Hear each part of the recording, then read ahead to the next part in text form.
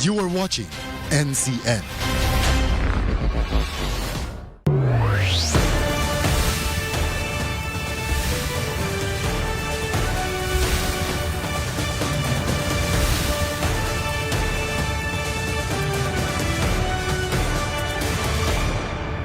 Public Works, the Honorable Indar Deodat.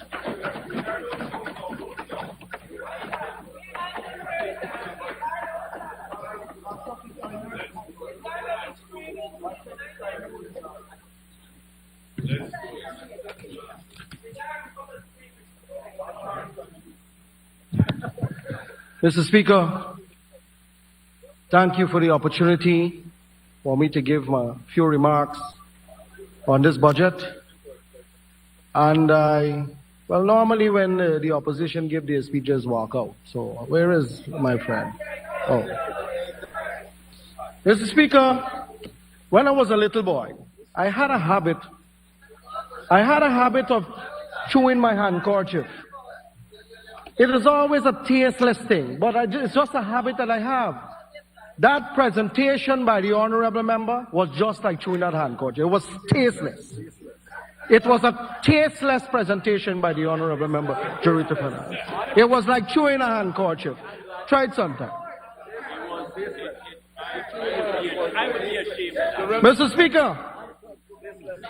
Mr. Speaker, you know, sometimes I believe that the AP and UAFC think that the Guyanese people have goldfish memory. By the time we flip up in the year and we come back, we forget. But we don't forget. And allow me, during my presentation, to remind the APNU, every single one of them, and every single person that is watching this budget debate.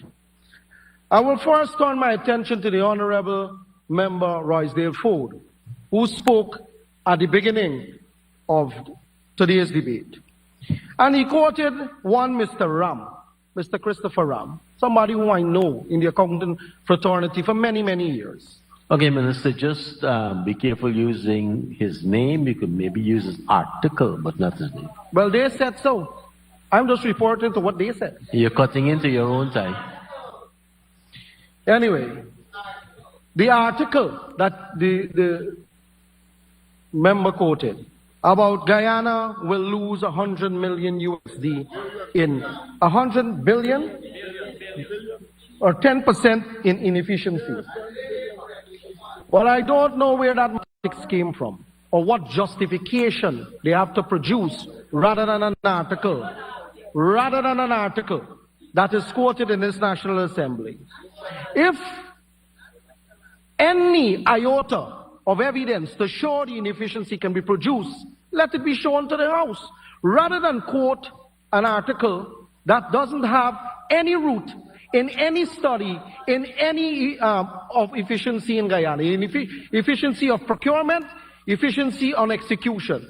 If the article has a basis in fact, produce the fact.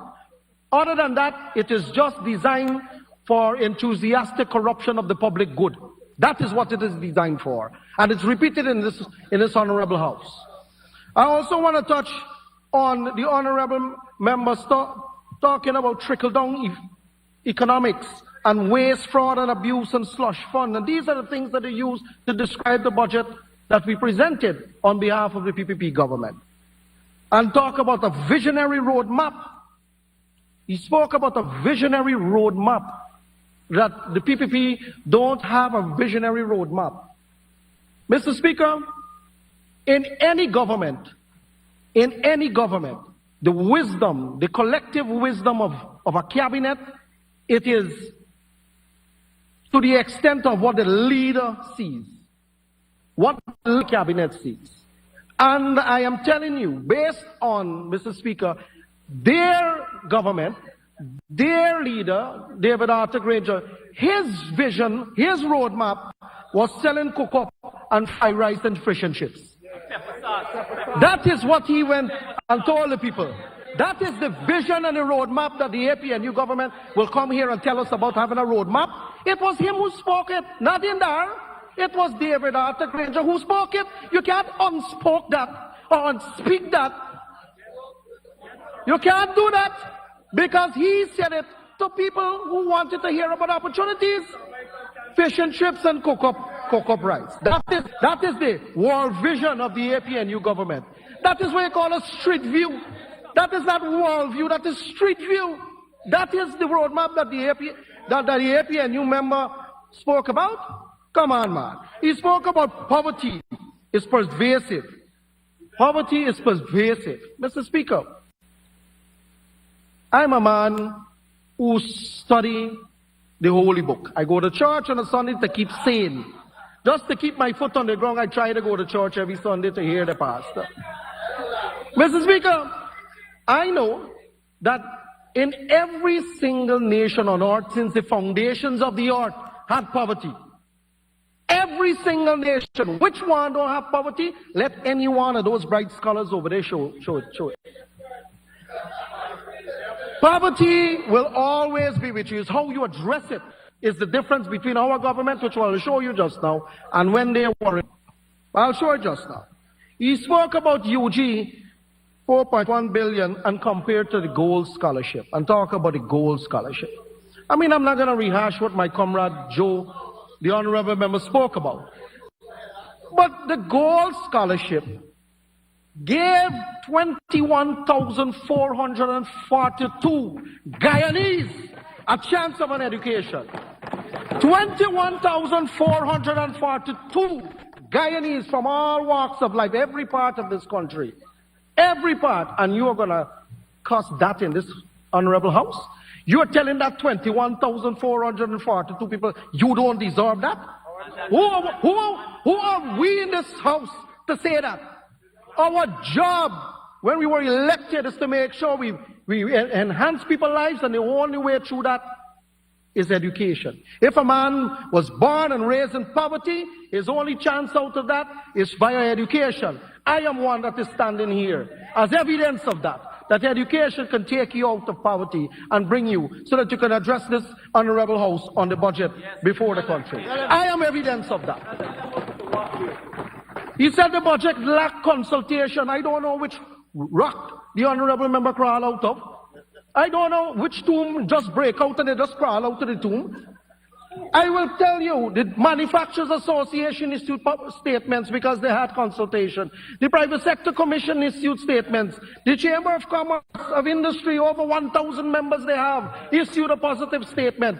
The Upper Quarantine Chamber, the Barbies Chamber, the Reason Tree Chamber, all of the chambers, the Essequibo Chamber, the Badminton Association, the Squash Association, everybody issued statement on this budget because they were part of the process.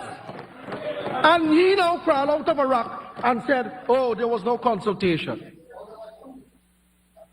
He just crawled out of a, he broke out the tomb and crawled out, yes. Yeah.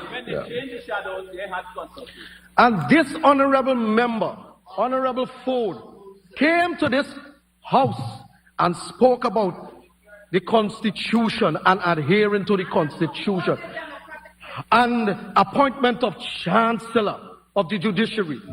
He has the gall, the straight face to come to this honorable house and talk about upholding the Constitution. When they were squatting in office for 5 whole long months, he led the fight to go to the court over and over, as they say in the countryside, go in one dal, till they end up with something called res judicata, because they're trying one case over the next. But the same issue, I got the AG laughing there now. Even to the AG find it funny. That gentleman who the honorable member for, he was the one who was leading the fight to keep illegal government in office, squatting. And he come here to lecture us about Constitution and adhering to Constitution. We don't need a lecture from that particular member. Maybe the younger members who weren't part of it can come here and talk about that. But not here.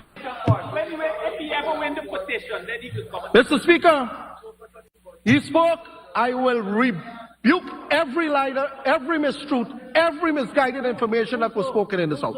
Mr. Speaker, they are talking about poor and vulnerable, the Honorable Ford. I'll come to my friend Ms. Jurita just now with her, that crazy mathematics that came out. But let me deal with Ford first. Mr. Ford said that this budget does not cater for the poor and the vulnerable. Mr. Speaker, there was something under 2015 to 2020 government under the APNUAFC that I refer to the great turning away. They turned their face away from the poor and the vulnerable. And I'll tell you how they did. The first thing that they did was introduce about 200 hardship measures. We call it hardship measures because that is what it is. You don't tax fertilizer, herbicide and pesticide to grow food. They didn't do that. Is what is a hardship measure. They talk about the poor and the vulnerable, the elderly folks.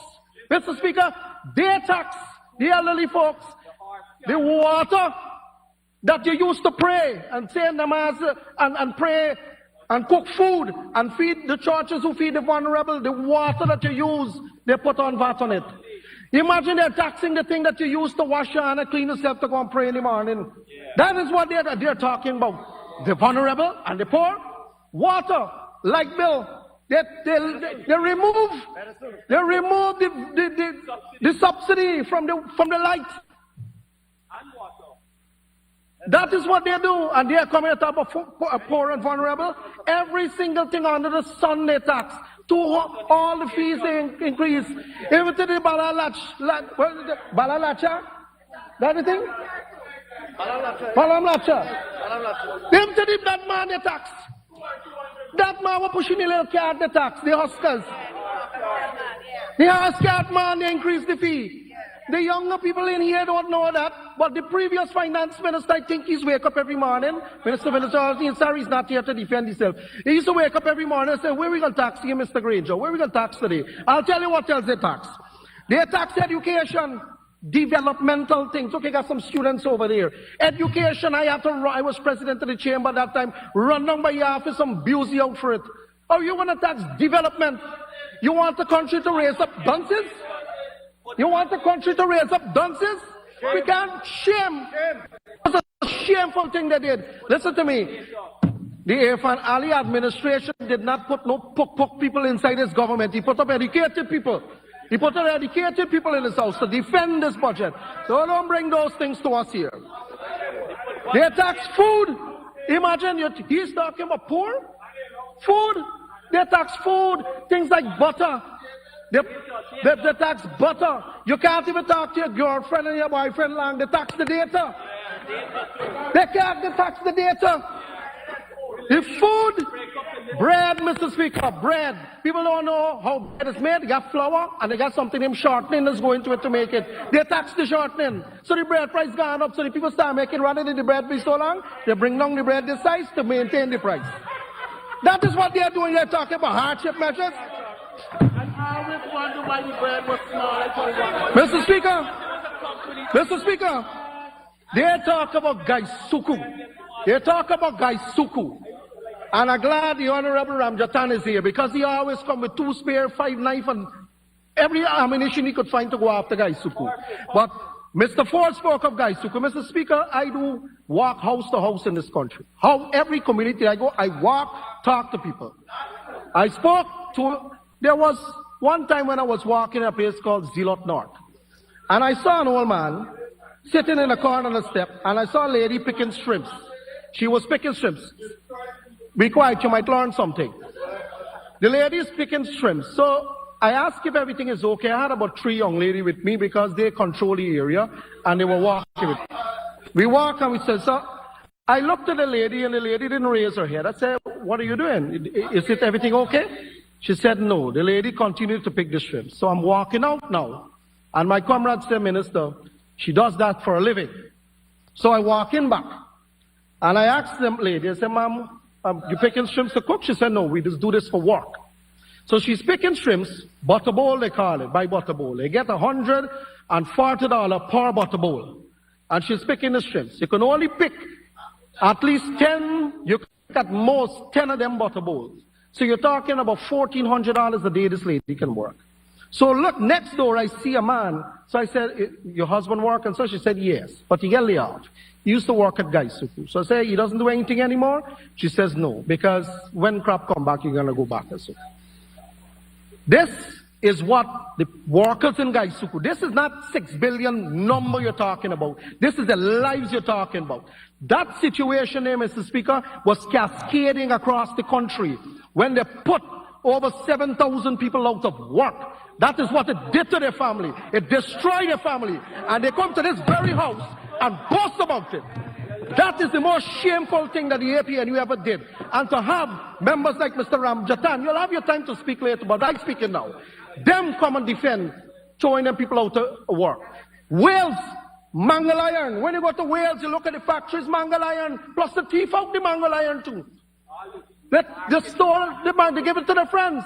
Destroy Wales, 1,700 workers on the bottom line. And they come to this house and talk about 𝐁𝐔𝐃𝐆𝐄 and talk about guys like if those are not people, those are Guyanese just like me and you.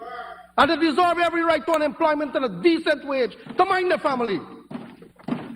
So when we bring figures to this house and say we're going to keep the industry alive, we're going to keep it alive.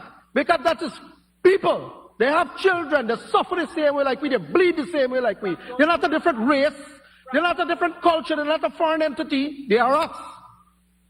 Mr. Speaker, I want to also turn to a good friend, Minister of Finance now. Mr. Speaker,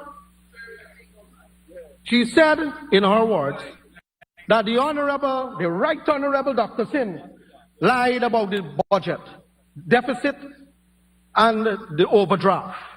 I don't know which book she was reading or which report she was reading, but the Bank of Guyana had recording in creditors, the creditors balance. We're supposed to always be a credit balance because it's a creditor, a debit inside of there, which is owed to government of Guyana, hidden in that, those account balances, hidden in there, $92 billion worth of off the book unauthorized spending that they had. It was not part of the consolidated fund. It was on the Bank of Guyana books, and they hid it. And what happened, it wasn't reported. And what happened, Mr. Speaker, is that it contracted the asset base of the Bank of Guyana. When you're looking for the money, you couldn't see where the overdraft was. They hid it. I took 3 analysts in the private sector, one as the president, and I found it, and I made it public. That is what they did. They hid the debt. So it's not showed up in the government books, it's on the Bank of Guyana records. That is what our government had to come here and bring legislation to carry up the debt ceiling, issue the treasury bills, have the debenture. That is what 11.4 million US increase in payments because of that debt. That's after we have seen What we inherited. So she's reading the wrong report. I don't know what kind of shadow finance minister they have, but reading the wrong report.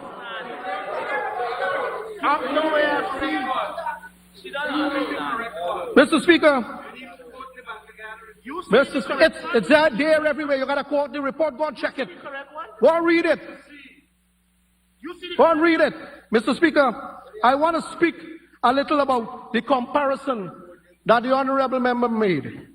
I want to know how much time I have left because I want to speak about something. Mr. Speaker, she compared sugar, forestry, shrimp, bauxite, rice, and gold. They use that comparison. Let me give you a comparison, Mr. Speaker. And then I'll come back to her and that garbage that she spewed. This year, and I have, it's not the 2024 budget, but the 2015 budget. The 2015 budget that the then Honorable Member Winston Jordan presented under the APNU fresh government. And I want to show you a figure. This is not me, this is your budget. This is not in our budget. I wasn't even catering about politics at that time. This year says, in this year, 2015, they put $39.4 billion as a total capital spend of the whole country. $39.4 billion. And this was the year that they say is a good life year. This is their capital spend. The rest is what they're eating and drinking. This is capital spend to build school, to build road, to build hospital, to build bridges, to do hospital, every infrastructure, every ministry, $49.4 billion. Mr. Speaker, this money in an oil and gas economy that you have to prepare for a future.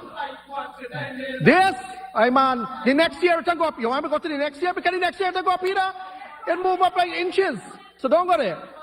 Mr. Speaker, this is hurting them. The two of them boys up there, the honorable members, them getting antsy. Let me finish. I wasn't disturbing your people when I was speaking. You might learn something. You keep telling them. Mr. Speaker, in the budget speech, you know how much you put for roads, community roads?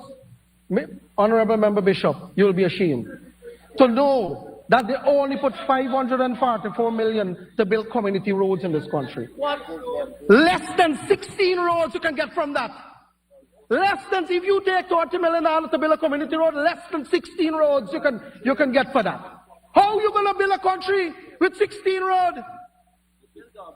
Come on, this is not me, this is your budget. You want? Exhibit. Mr. Speaker, I borrowed this from your parliament, but I can give you the exhibit if you want. This is the fact. This is the record that you're talking about good life. That is theirs. You know what is ours this year? Just this year alone. Your whole country budget for miscellaneous road alone is $73.2 billion.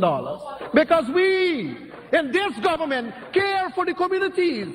We care for the children who used to gotta walk in the mud to go to school. We care for the farmer who had to fetch the planting on the back come out from the dam. We care for them. That's why we're building the country. And we built over 4,000 roads since we came into this to this government. So when they talk about performance against APNU and workload management, it is chalk and cheese. It is chalk and cheese. You can't compare it. Hold on, man. Hold on, man. This is my presentation. Your Honorable Member, you hold on. This Honorable Member, Jurita Finance, spoke about debt and debt management and management of the economy. Oh Lord, I sit down there, I have to drink a glass of water so my stomach don't turn. I have to sit there so my stomach don't turn. Mr. Speaker, the debt of any country or the debt burden is calculated by the debt over the GDP. So you call it a debt burden. It's a GDP, debt to GDP ratio. Your debt burden. It is 27%. It is 27%. The Honorable Minister Singh put it inside the document. She didn't read or she didn't compare.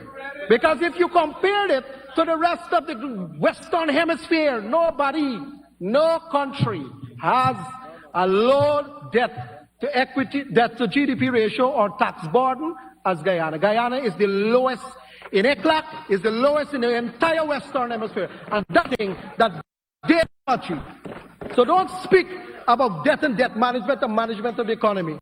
The debt, I saw Big and Kaicho News, them too, have, ballooning debt of 44 billion. The debt stock of this country, going back decades, we still paying for some of them old projects. It adds up and it keeps adding, but it's only 3.8% of your total spend. 3.8, just divide 44 billion over 1,146 billion. You'll get it. 44 billion dollars over the total budgets of 1.1 trillion. And you'll get 3.8%. That is the smallest. When we took government, and Minister Ashton has normally come to this podium and said the same thing, it's 153, it was 100, your debt service ratio was 153%. It means for every dollar you earn, Mr. Speaker, you got to borrow 53 cents to pay, just servicing your debt. That is what we inherited from an APNU government, a PNC government at that time. But you know, in usual reptilian mode, the reptile changed its skin. So they now come with a different thing now. They know to manage the economy. They know to manage the economy. Remember, some reptiles change their skin all the time. PNC, PNCR, PNC1G, Guyana, AFP, APNU, AFC. Recently, I see community development groups at the last local government election. They're just changing all the time. Just changing all the time. In the usual reptilian mode, Mr. Speaker. But we have to call it for what it is. They don't know about managing any economy.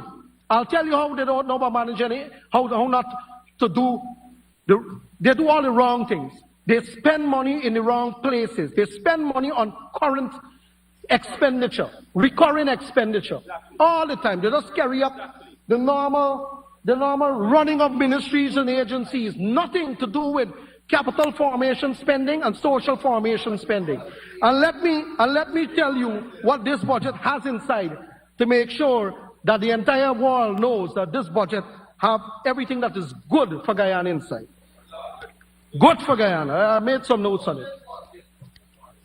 More for the boys.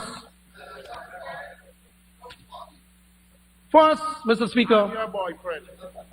they are talking about Guyana and the mismanagement of the economy. I don't know which economy in the face of this earth grows and have the tag and the title of fastest growing economy in the world, running at 33% this year, and next year projected to be 34+%. Who manages a bad economy like that? Are we crazy in this house? Is this the house of crazies? I don't think so, Mr. Speaker. This is an honorable house. 33% GDP, the fastest growing economy in the world. That sounds to you like mismanagement? That sounds like somebody just trying to find fault with something good. The global growth is subjected to decelerate by 1.5% when we are growing at 34%. The entire Europe bloc is seeing a reduction in growth. When they do the reports now in the 𝐃𝐿𝐃 report, the economic reports, they pull out Guyana. You know why they pull out Guyana from the normal gang or the normal set of countries?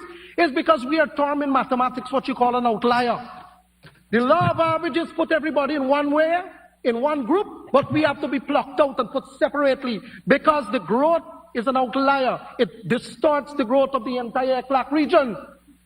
So they pull it out one side and they put Guyana separately because that is how good we are doing. To have APNU member parliament coming and say that the economy is managed bad, I don't know what to call that. I don't know that this is the garbage at the Seat Hill Street the other day when I drive through in Albistown, that the city hall had to go and clean up. Because it is plain garbage they come in here and spew. And I'm sorry that she's left the house because I like to rebut them when they talk. Mr. Speaker, the entire 𝐶𝐃 region will grow at 2.2%. You see what I talk about, the law of averages and the outliers? That is mathematics and that is how they do these reports. We should be proud to know that Guyana is treated and seen in that way by even the international financial institution who prepare the reports.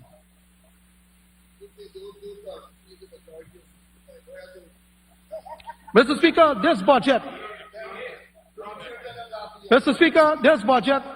I had the opportunity to speak to some folks in Albistown last Friday. And I was talking about the budget and what the budget have inside. And one of the groups, or the groups of people in the country, are vulnerable groups, the poor. Mr. Speaker, when I speak about the great turning away that the APNU did, I'll tell you now what it means. Mr. Speaker, in this budget, 205,000 children will receive $45,000 come 2024. 205,000 from all walks of life, every race, every creed. You know what they did? They turned the face from those people and said, we're not giving you the crash grant. The former president of Guyana said they can't afford it. How is it that the PPP government can afford it suddenly and increase it to 45? Huh? So y'all in our money 2015, 16, 17, 18. I was a producer of them thing. Y'all, that is their excuse for not having a heart. That is their excuse, Mr. Speaker. Mr. Speaker, I want to talk about something that is different. In every person, there's a value system. In every person, there's a value system. You care for certain things and you go after it. If the collective value system for the APNU is to deny children the right to little money to help them buy uniform and take them to school to get a little education, they don't even deserve to be in opposition if that is their value system, because that is what it did. They took it away from children. They even deserve to be in opposition once yet a government. Mr. Speaker, in this budget, have about $70 billion. Whether it's for old age pension, and you know what they do, Mr. Speaker? They clock out the old age pension because they say, oh, it's a 3,000 year-on-year, a 3,000 year-on-year increase. But they didn't realize that when we took government, it was 20,500, and it's now 36,000, nearly double, 75% increase in the old age pension. But they decide to pluck that one out and say, okay, we're going to go after this one. We're not going to talk about the other good things in the budget. But my job is to talk about the other good things in the budget. So the children then will get their crash grant. There will be 13,000 people in the tax bracket under 100 grand will now see they don't pay tax. But that's only what is recorded in the GRA system. There are a lot of people out there that pay people and it's not recorded in the GRA. They also will benefit from it. Huh? Yes, and by settlement when they had the fees, right? Mr. Speaker, I want to talk about, apart from the old age pension, the survivors benefit that we have now.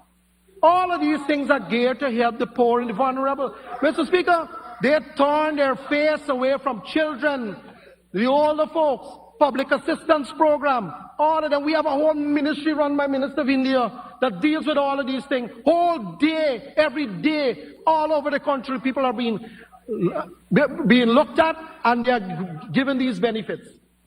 They never used to do these things. Mr. Speaker, when you go out in the country and you walk the place, rather than sit like armchair generals in your office and do desk review, go out and meet people and you'll hear from them.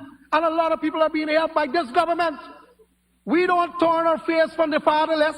We don't turn our face from the blind. We don't turn our face from the downtrodden. We embrace it and we put program in place to help them. That is what this budget is delivering. That is what it is delivering. And you check every line of the budget and you will see it.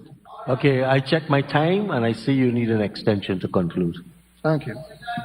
Mr. Speaker, I would like to ask for the honourable member to have 5 more minutes to conclude his excellent presentation. Thank you. Thank you very much, Honourable Minister, Honourable Member, Mr. Deodat Indar. Mr. Speaker, I also want to raise the issue of drainage and irrigation. Drainage and irrigation will see $72.3 billion. Mr. Speaker, let me say this. Farmers in this country who mine the rest of this country in terms of producing the bora, the balanja, the pumpkin, the squash, and the edo, and everything else, they need drainage and irrigation for increasing crop yield. If they don't have the drainage, the water going to flood the land, and the little that they have to sell very expensive. So the drainage and irrigation is designed to help the thousands upon thousands of farmers that we have to bring down the cost of food because the yield goes up. And that is what we are doing here. This is an entire section of our country that we are addressing. In the Honorable Minister 𝐁𝐔𝐃𝐆𝐄, they talk about shrimp production and money we get for strip and rice. And that is I don't know if it's zombie mathematics or so, but what they need to know is that Guyana has been leading with food production in the entire region. There is what you call leadership. The president of this country, along with the ministers, leading that fight. We have planted things we never planted before. We have planted things that we never planted before. Crops that we never even think about engaging in, we now engage in and planting and having production out of it. That is what agriculture is doing for that segment of our population. Farmers have families too. Farmers have children too. Farmers need to pay and eat too. So you have to help them with fertilizer. We remove all of the taxes from the fertilizer that they tax. Imagine you are taxing things that grow food for people to eat. Imagine, Mr. Speaker, the APNU taxing the very things for farmers to use to grow food for themselves eat and their children eat. Yeah. What more madness, economic madness you can conduct in a country than that? Herbicide and pesticide, they tax that too. Mr. Speaker, education, 135.2 billion for education. That, Mr. Speaker, is investment in the next generation. All of us in here, we ain't gonna pass the mortality rate. Some of us might be lucky to transgress over for 65 to 70. The rest, we gotta look to the next generation. We need to build a country that have bright people to deal with what the future will bring to us. The challenges of global warming, of disaster, of global hunger. We need people in this country to deal with those things. How do you do that? We have to train them. We have to put them in school. We have to build a country with a good knowledge stock. Not what they did, and tax people and get a self-scholarship. Mr. Speaker, they completed scholarship. Mr. Speaker, 129.8 billion for health care. How else do you show love to a society other than caring for them when they're most sick?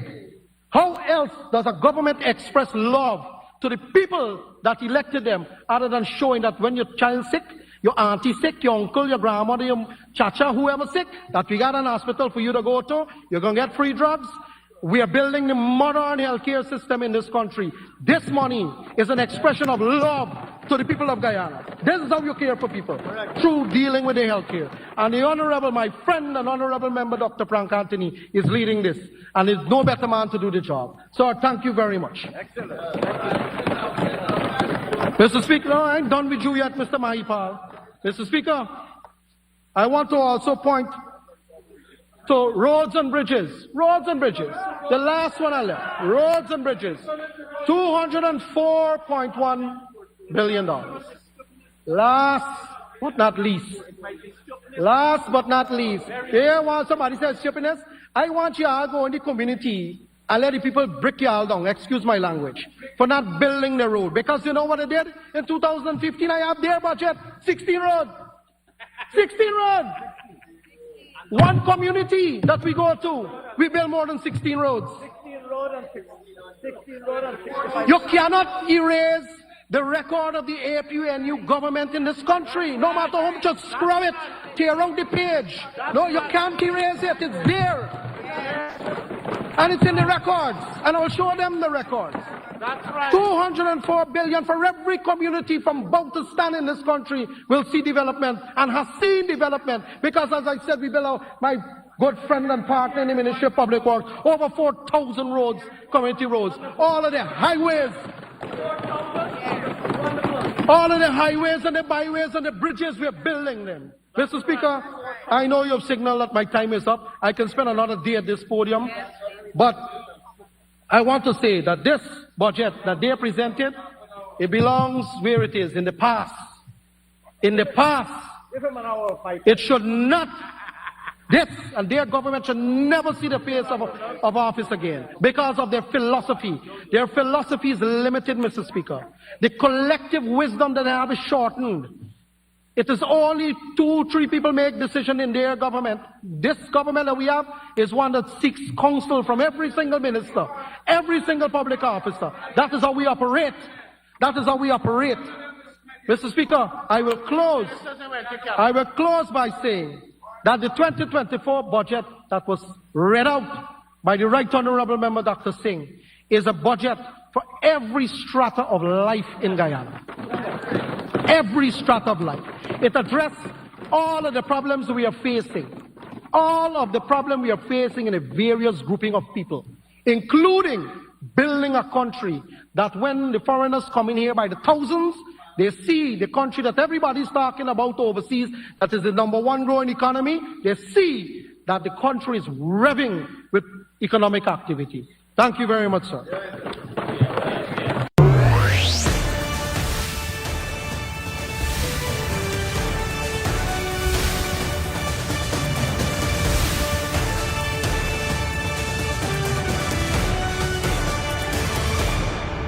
This is a